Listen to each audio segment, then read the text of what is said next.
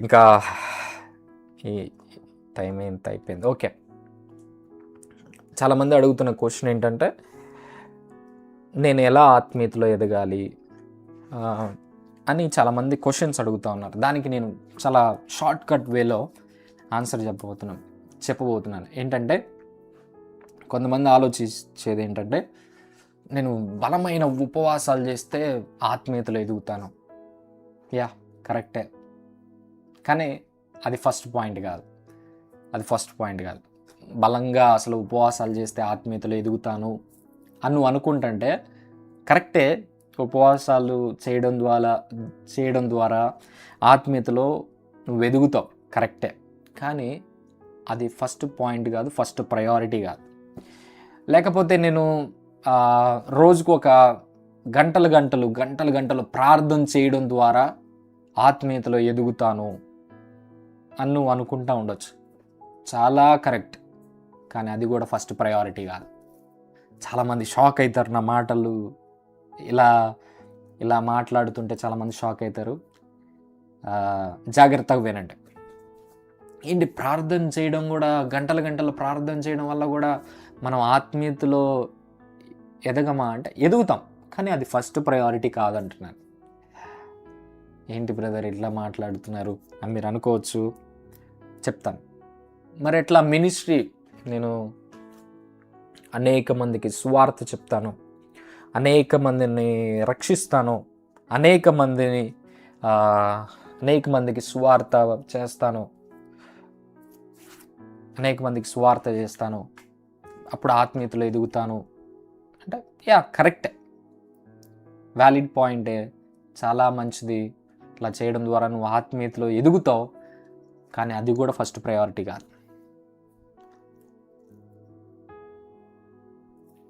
ఉపవాస ప్రార్థనలు first priority కాదు, అండ్ ప్రార్థన ఫస్ట్ ప్రయారిటీ కాదు, అండ్ దేవుని సువార్త అనేక మందికి చెప్పడం కూడా ఫస్ట్ ప్రయారిటీ కాదు. కానీ ఫస్ట్ ప్రయారిటీ ఒకటి ఉంది.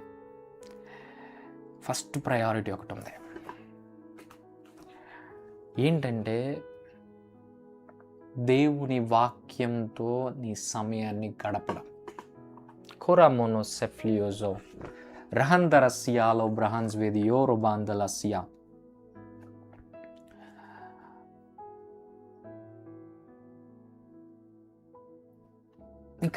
ఇంకా చాలా పాయింట్స్ ఉన్నాయి. అవన్నీ ఫస్ట్ ప్రయారిటీ కాదు. ఫస్ట్ ప్రయారిటీ ఏంటి అంటే, దేవుని వాక్యంతో ఎక్కువ సమయాన్ని గడపడం.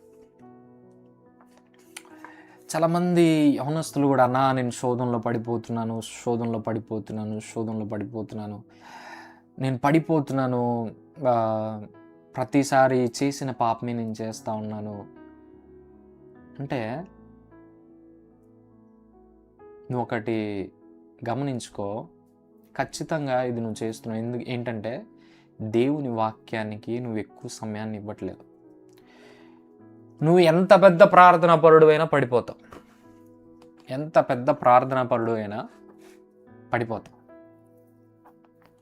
ఉపవాస ప్రార్థన చేసినా పడిపోతావు. ఇంకా ఎంత సువార్త చేసినా పడిపోతావు. ఎంత పరిచర్య చేసినా, ఎంత సేవకుడికి సపోర్ట్గా ఉన్నా, చర్చ్లో ఎంత పరిచర్య చేసినా నువ్వు పాపంలో పడిపోతావు. కానీ నువ్వు పాపాన్ని, అపవాదిని ఎప్పుడు జయించగలుగుతావంటే, దేవుని వాక్యంతో నువ్వు సమయాన్ని గడిపినప్పుడే. దేవుని వాక్యం నీ హృదయంలో ఉన్నప్పుడే, నీ బ్రెయిన్లో కాదు. నీ బ్రెయిన్లో కాదు ఉండాల్సింది దేవుని వాక్యం. దేవుని వాక్యం నీ హృదయంలో ఎప్పుడు ఉంటుందో నువ్వు అప్పుడు అపవాదిని జయిస్తావు. అపవాది యేసు ప్రభుని శోధించడానికి వచ్చినప్పుడు యేసు ప్రభు కూర్చొని 1 గంట ప్రార్థన చేయలేదు, లేదా ఇంకేదో చేయలేదు. యేసు ప్రభు చేసింది ఏంటంటే, వాక్యాన్ని ఎత్తి మాట్లాడాడు. హల్లెలూయా. ఈరోజు నువ్వు చెయ్యాల్సింది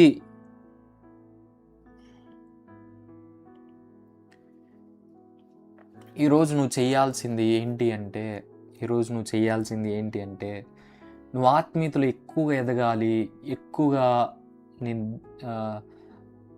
దేవునికి దగ్గరగా జీవించాలి అంటే నువ్వు చేయాల్సింది ఏంటంటే దేవుని వాక్యాన్ని ఎక్కువగా చదువు. కొరబోనా సల్బ్రహాద రియానా, దేవుని వాక్యాన్ని ఎంత చదువుతావో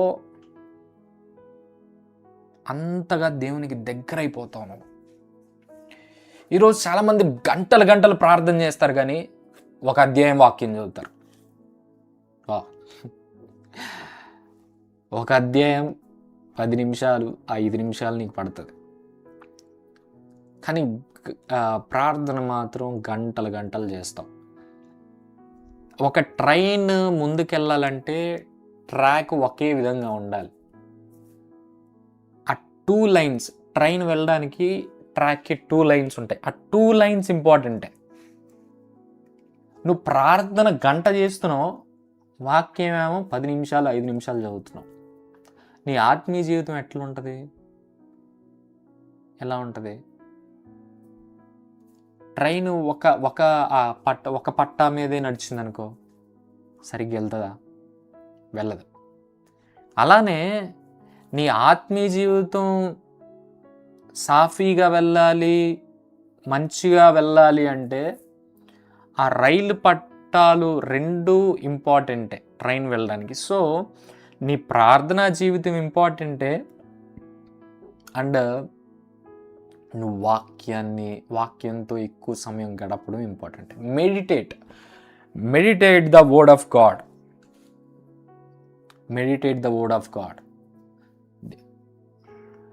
సుమలత సిస్టర్, ప్రైజ్ గాడ్, మీరు వచ్చారు.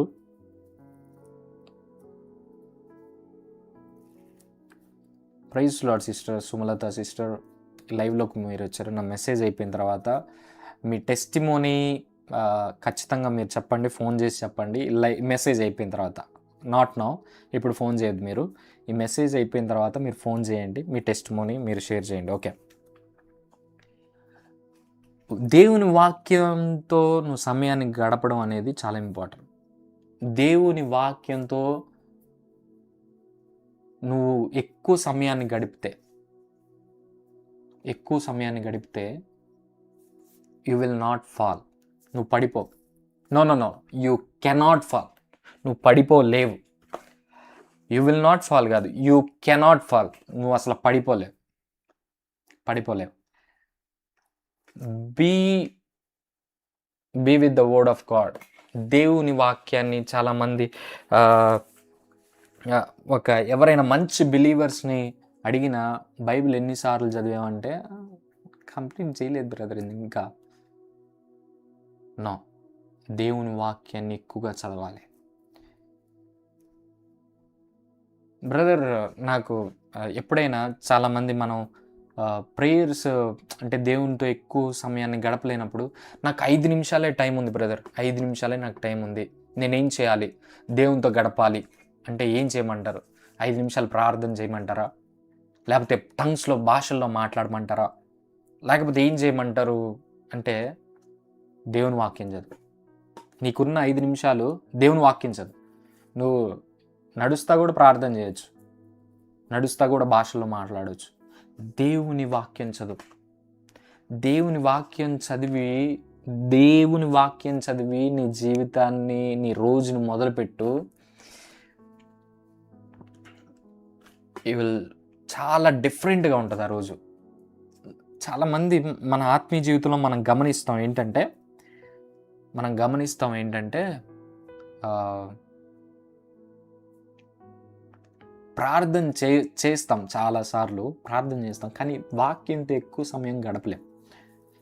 సమయం మనం గడపలేం. ఎందుకంటే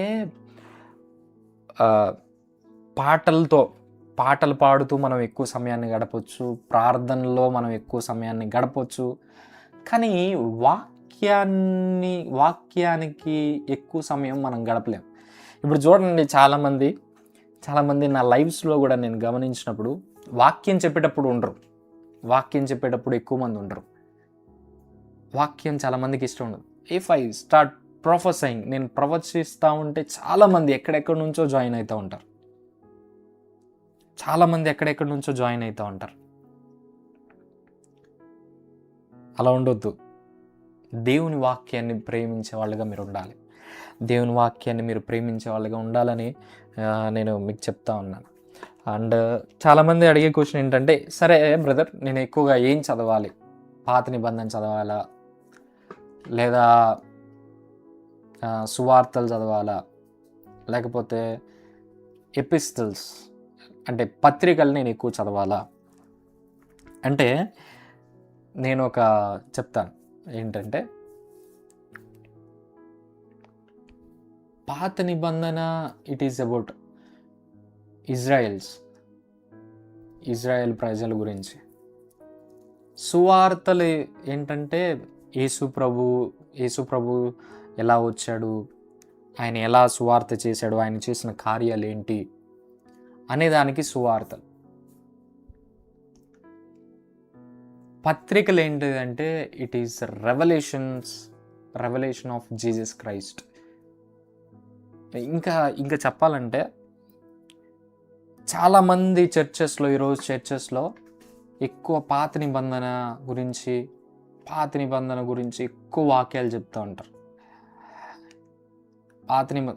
చెప్పొద్దని నేను అంటలేదు. పాత నిబంధన చదివి ఆ వాక్యాలు చెప్పడం చాలా ఈజీ.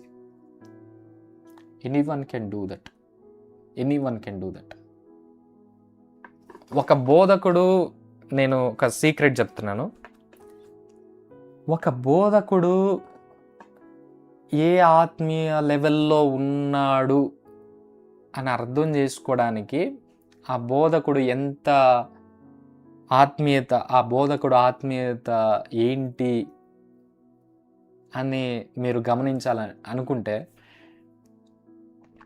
ఎక్కువ పాత నిబంధన గురించే చెప్తున్నాడు అనుకోండి, పాత నిబంధన ఇది పెద్దగా మళ్ళా ఏమన్నా అనుకుంటారేమో ఎవరైనా, బట్ కరెక్టే చెప్తున్నాను. ఎవరైతే పద్దాకుల పాత నిబంధన గురించే మాట్లాడుతున్నారు అనుకోండి, ఎక్కువ పాత నిబంధన బేస్ చేసుకుని వాక్యాలు చెప్తున్నారు అనుకోండి, ఆ సేవకుడు కొంచెం లోతైన విషయాలు చెప్పట్లేదని అర్థం. నేను చెప్తున్నాను, పాత నిబంధన యూజ్ చేసుకొని సువార్తలు కూడా యూజ్ చేసుకొని ఎవరైనా వాక్యం చెప్తారు. కానీ సంఘం జన్మించింది అపోస్తుల కార్యం 2వ అధ్యాయం తర్వాత. హల్లెలూయా. అపోస్తుల కార్యం 2వ అధ్యాయం తర్వాత సంఘం జన్మించింది. మీ అందరికీ తెలుసు అనుకుంటున్నాను నేను. సంఘం జన్మించింది ఎప్పుడంటే అపోస్తుల కార్యం 2వ అధ్యాయం తర్వాత. పాత నిబంధనలో నుంచి ఒక స్టోరీ తీసుకొని దాని గురించి ఎక్స్ప్లెయిన్ చేస్తూ వాక్యం చెప్పడం చాలా ఈజీ. కానీ ఆఫ్టర్ పెంతికోస్త్, అపోస్తుల కార్యం కానీ పత్రికలు గురించి వాక్యం చెప్పడం అనేది, వాళ్ళు కనుక ఏదైనా సేవకులు ఎక్కువ పత్రికల్లో నుంచి అపోస్తుల కార్యంలో నుంచి వాక్యం చెప్తున్నారంటే వాళ్ళ ఆత్మీయత లెవెల్ చాలా లోతులో ఉన్నారు అని మనం అర్థం చేసుకోవాలి. ఈరోజు నువ్వు ఆత్మీయతలో ఇంకా నువ్వు దేవుడి గురించి నువ్వు ఎక్కువ తెలుసుకోవాలనుకుంటున్నావా? ఎక్కువ పత్రికలు చదువు. అపోస్తులైన పౌలు రాసిన పత్రికలు చదువు. అన్ని పత్రికలు చదువు, ఎక్కువగా చదువు. ఇంకోటి నేను చెప్తుంది ఏంటంటే, పత్రికలు అర్థం కావు. పాత నిబంధన స్టోరీస్ ఈజీగా అర్థమవుతాయి, ఇవన్నీ అర్థమవుతాయి, కానీ పత్రికలు అర్థం కావు అంతగా. పౌలు మాటలు అర్థం కావు. అందుకే నువ్వు ఎక్కువ సమయం వాటికి కేటాయించాలి. ఇప్పుడు ఐఏఎస్ ఎవడైనా అవ్వాలనుకుంటే ఎక్కువ సమయం చదివితేనే వాడు ఐఏఎస్ అవుతాడు. లేదు వాడు ఓరకనే కూర్చుంటే ఐఏఎస్ అవ్వడు. ఈరోజు నీకు దేవునిలో ఎదగాలి అని ఆశ ఉన్నప్పుడు నువ్వు ఎక్కువ సమయం దేవుని వాక్యానికి నువ్వు కేటాయించాల. నువ్వు కేటాయించాలి. దేవుని వాక్యాన్ని ఎక్కువగా చదవాలి. Read more than 25 chapters daily. ఒక ఛాలెంజ్గా ఇది తీసుకుందాం, ఒక ఛాలెంజ్గా ఇది తీసుకోండి. Read minimum 25 chapters. కనీసం 25 అధ్యాయాలు 25 అధ్యాయాలు రోజుకి చదవండి. And meditate on it. చదవడమే కాదు, చదివిన దాని మీద మెడిటేట్. ఈరోజు నీ అప్పులు తీరిపోవాలంటే, ఈరోజు నా జీవితంలో కూడా నేను చేశాను. I use to read more then 20 chapters daily. నా జీవితంలో నా మీద 7 లక్షల రూపాయల అప్పులు ఉన్నప్పుడు నేను చేసింది ఏంటంటే, ఎక్కడో పొలాల్లోకి వెళ్ళిపోయి అక్కడ పొలాల్లో కూర్చొని రోజుకి ఒక 20 అధ్యాయాలు చదివి మధ్యాహ్నం వెళ్ళేవాడిని, సాయంత్రం వచ్చేవాడిని. ఒక 20 అధ్యాయాలు చదివి ఆ రోజంతా వాక్యాన్ని ధ్యానిస్తూ, వాక్యం చదువుతూ, నవ్వుకుంటూ, వాక్యం చదువుతూ, ఏడుస్తూ, ఇలా ఎక్కువ సమయం వాక్యంలో గడపడం వల్ల నా అప్పులు తీరిపోవడం నేను చూశాను. ఈరోజు నీ జీవితంలో ఎలాంటి సమస్య ఉందా, నేను అద్భుతం చూడాలి, నా జీవితంలో నేను బలమైన అద్భుతం చూడాలి అని నువ్వు ఆశపడుతుంటే, నువ్వు ఒక పని చేయి, ఎక్కువ దేవుని వాక్యాన్ని చదువు. ఈరోజు నీ జీవితంలో అనారోగ్యంతో బాధపడుతుంటే నువ్వు ఎక్కువ దేవుని వాక్యాన్ని చదువు. ఎక్కడెక్కడైతే హీలింగ్స్ గురించి, స్వస్థతల గురించి ఉన్నాయో ఎక్కువ ఆ వాక్యాన్ని చదువుతూ ఉంటావు. ఎక్కువగా వాక్యాన్ని చదువుతూ ఉండు, ఎక్కువగా వాక్యాన్ని గుర్తు చేసుకుంటూ ఉండు. నేను చెప్తున్నాను, గ్యారంటీగా చెప్తున్నాను, ఖచ్చితంగా మీరు స్వస్థత పొందుకోబోతున్నారు. ఖచ్చితంగా జరుగుతుంది. దేవుని వాక్యంలో శక్తి ఉంది. దేవుని వాక్యం దేవుని ఊపిరి. ఈ వాక్యంలో జీవం ఉందండి.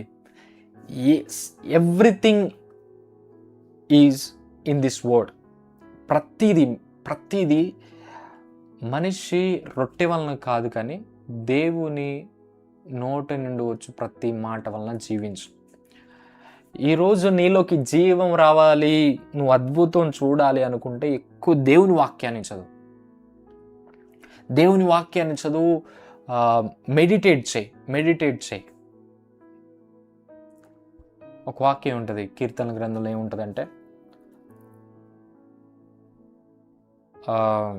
ఆకు వాడక ఒక వాక్యం ఉంటుంది, ఐ ఫర్గాట్ ఇట్. ఎక్కువ దేవుని వాక్యాన్ని చదువు. ఎక్కువ దేవుని వాక్యం గురించిన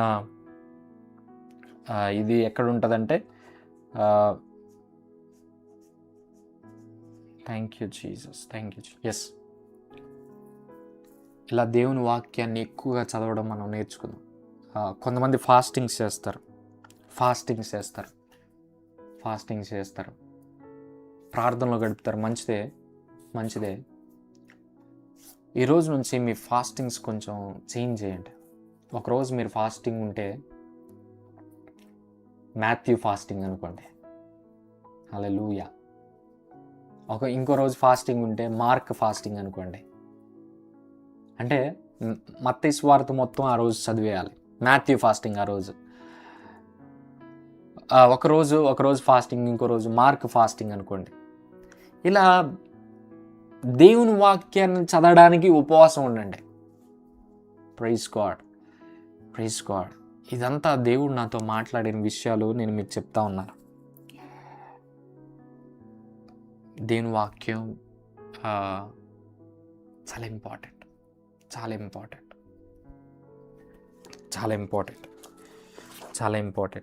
కాబట్టి ఎక్కువ దేవుని వాక్యంతో గడపడం మనం నేర్చుకుందాం.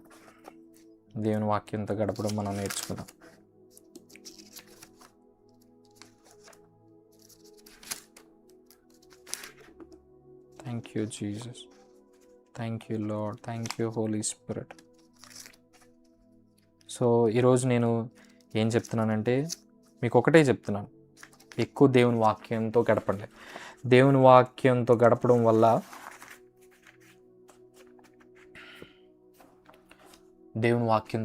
వల్ల మీ అప్పులు తీరిపోతాయి. ఖచ్చితంగా చెప్తున్నాను. అప్పులు రావచ్చు కానీ వాటి నుంచి ఖచ్చితంగా దేవుడు మిమ్మల్ని బయటకు తీసుకొస్తాడు. మీ అప్పులు తీరాలంటే ఊరికే ప్రార్థన, చాలామంది మంచిదే ప్రార్థన చేయమనడం, మంచిదే ప్రార్థన చేయమని అడగడం మంచిదే, కానీ నువ్వు చేయాల్సింది చేయాలి. నువ్వు చేయాల్సింది కూడా చేయాలి. ఇప్పుడు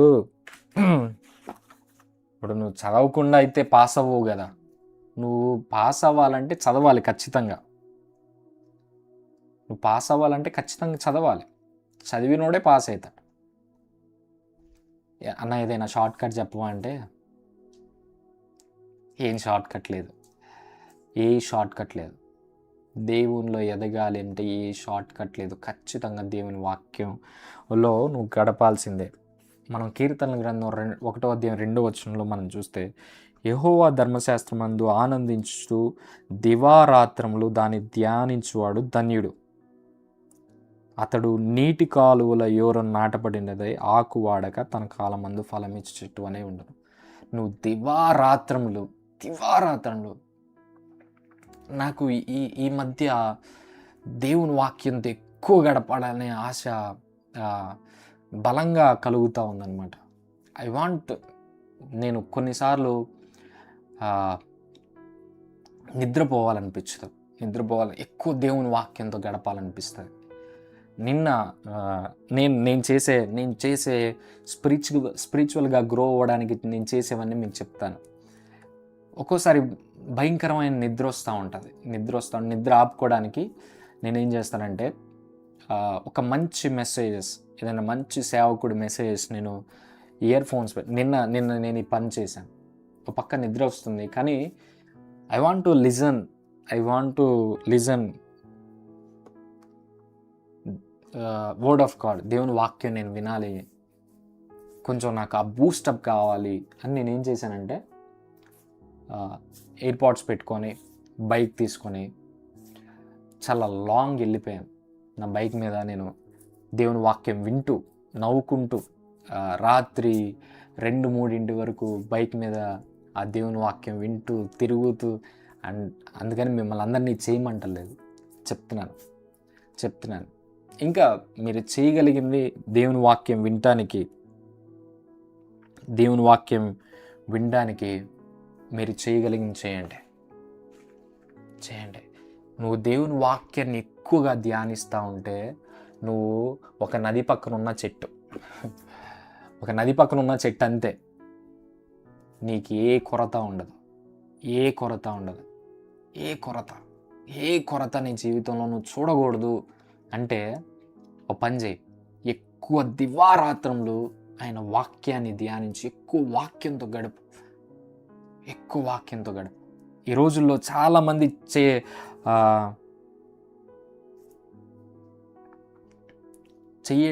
ఏం చేయట్లేదంటే దేవుని వాక్యంతో ఎక్కువ గడపట్లేదు అనమాట. దేవుని వాక్యంతో ఎక్కువ గడపండి. దేవుని వాక్యాన్ని ఎక్కువగా చదవండి. Meditate on word of God. ఎక్కువ దేవుని వాక్యాన్ని ధ్యానించండి.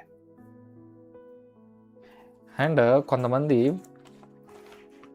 ఏసన్న గారు చెప్తూ ఉంటారు. ఏసన్న గారు ఒక విషయం చెప్తారనమాట. ఏసన్న గారు ఒక విషయం చెప్తారు ఏంటంటే, ఒకడు ఎగ్జామ్స్ టైంలో ఏసన్న గారి దగ్గరికి వచ్చాడంట. ఏసన్న గారి దగ్గరికి వచ్చి, అయ్యా నా కోసం ప్రార్థన చేయండి, నాకు ఎగ్జామ్స్ ఉన్నాయి అని ప్రార్థన చేయించుకోవడానికి వచ్చాడంట. పెన్ తీసుకుని కూడా వచ్చాడంట. ఈ పెన్నుకు ప్రార్థన చేయండి అని. అయితే ఏసన్న గారు ప్రార్థన చేశారంట, కానీ వాడు ఎగ్జామ్లో ఫెయిల్ అయ్యాడంట. ఎందుకు? ఏసన్న గారు చెప్పింది ఏంటంటే, వీడు చదవడు, వీడు సంవత్సరం అంతా చదవడు, కానీ చివరి రోజు వచ్చి పెన్నుకు ప్రార్థన చేయించుకుంటే పాస్ అయిపోతాడంట అని ఏసన్న గారు అంటున్నారనమాట. అంతే, ఏదైనా అంతే. ఈరోజు నువ్వు ప్రార్థన చేయి అని సేవకులను అడిగినంత మాత్రాన్ని నీ జీవితంలో ఏది జరగదు. ఇదేది మాయాజలం కాదు. బుష్ అనగానే ఏదో ఇక మొత్తం నీ మీదకి వచ్చేయడానికి. నువ్వు చెయ్యాల్సింది ఖచ్చితంగా చేయాలి. ఇప్పుడు నేను దేవునిలో ఎదగడానికి ఇన్నర్ స్పిరిట్, నా ఇన్నర్ మ్యాన్ని గ్రో చేసుకోవడానికి చాలా నేను చేస్తాను. ఇప్పుడు నేను ఇంత కష్టపడి మీరు కష్టపడండి అన్న, మీరు ప్రార్థన చేస్తే నాకు అన్నీ వచ్చేస్తాయి అంటే నో, మీరు కూడా ప్రార్థన చేయాలి, దేవుని వాక్యంతో ఎక్కువ సమయం గడపాలి. ఒకడున్నాడు ఇట్లాంటోడే, బైబిల్లో ఒకడున్నాడు, నేను వాడిని మీకు చూపిస్తాను.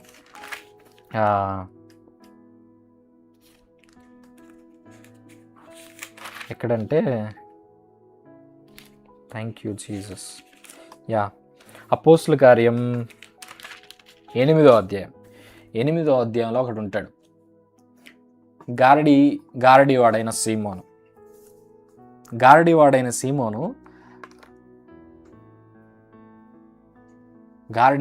సీమోను ఏం చేస్తాడంటే, పేతురు యోహాను వాళ్ళు చేతులు ఉంచగా పరిశుద్ధాత్మని అక్కడ ఉన్న వాళ్ళు పొందుకోవడం ఈ గారడీవాడైన సీమోను చూస్తాడు. చూసి వాళ్ళ దగ్గరకు వచ్చి ఏమంటాడంటే, మీరు నాకు కూడా ప్రార్థన చేయండి, నేను కూడా ఇట్లా ప్రార్థన చేస్తే ఇలా పరిశుద్ధాత్మ దేవుడు దిగి రావాలి, ఎవరి మీద అయితే చేతులుంచి నేను ప్రార్థన చేస్తున్నాను వాళ్ళు కూడా పరిశుద్ధాత్మను పొందుకున్నట్లు మీరు నా గురించి ప్రార్థన చేయండి, ఆ వరాన్ని నేను పొందుకున్నట్లు నాకు ఆ వరం కావాలని డబ్బులు తెచ్చి పెడుతున్నాడు. అయితే పేతురు ఏమంటున్నాడంటే, నీ హృదయాలోచన, ఈ చెడుతనము నువ్వు మానుకో, ఈ దురాలోచన నువ్వు మానుకో, నీ హృదయం సరిగ్గా లేదు అంటే వీడు ఏం ఎత్తుక్కుంటున్నాడు, ఈ గారడీవాడైన సీమోను రక్షించబడ్డాడని మనం చూస్తాం ముందల. చూసిన తర్వాత పేతురు దగ్గరకు వచ్చి వీడు ఒక షార్ట్ కట్ ఎత్తుక్కుంటున్నాడు. ఏం ఎత్తుక్కుంటున్నాడంటే, నేను డబ్బులు ఇస్తే ఆ వరాన్ని పొందుకోవాలి, నేను ఈజీ వేలో నేను ఆ వరాన్ని పొందుకోవాలి అని ఆలోచిస్తున్నాడు. ఆలోచిస్తే పేతురు అంటున్నాడు, రే అబ్బాయి, నీకున్న ఆలోచన మంచిది కాదు, షార్ట్ కట్ వేలో నువ్వు పొందుకోవాలనుకుంటున్న వరాన్ని, నీకున్న మనస్సు మంచిది కాదు, అది మంచిది కాదు అబ్బాయి, నువ్వు పశ్చాత్తాపడు అని చెప్తే ఈడేమంటున్నాడంటే, మళ్ళా ఈ గారడీవాడైన సీమోన్ ఏమంటున్నాడంటే, మీరు చెప్పిన శిక్షలన్నీ రాకుండా మీరే ప్రార్థన చేయండి అంటున్నాడు. నాకు అర్థమైంది ఏంటంటే, వీడు ప్రార్థన చేసే బ్యాచ్ కాదు, అన్నీ ఊరకొచ్చేయాల. ఇప్పుడు చాలామంది సేవకులు ఏంటంటే, వాళ్ళకి ఊరకనే వరాలు వచ్చేవి, ఊరకనే బలమైన అభిషేకం వచ్చేది, వాళ్ళు ప్రార్థనలో చాలా గడుపుతారు. ఇప్పుడు నేనైనా సరే మీ గురించి ప్రార్థన చేయాలంటే చాలా, ఇప్పుడు మీరు చూస్తున్న ఈ ప్రాఫిటిక్ వేలో నడవాలంటే చాలా ప్రార్థన కావాలి, ఎక్కువగా వాక్యాన్ని ధ్యానించాలి, ఏది ఊరకొచ్చేది. కొంతమంది నేను ఆ సేవకుడి దగ్గరికి వెళ్ళి ప్రార్థన చేయించుకుంటే ఇది వస్తుంది, నేను ఆ సేవకుడి దగ్గరికి వెళ్ళి ఇది చేయించుకుంటే, నువ్వు దేవునితో గడపకుండా నీకు ఏది రాదని గుర్తుపెట్టుకో. మెయిన్గా అసలు దేవుని వాక్యంతో నువ్వు గడపకుండా నీకు ఏది రాదు, నువ్వేది పొందుకోలేవు. ఈరోజు చాలామంది అద్భుతాలకు కూడా ఫస్ట్ దేవుని దగ్గర మీరు కనిపెట్టండి. సేవకుల మీద చాలామంది ఆధారపడదామని చూస్తారు.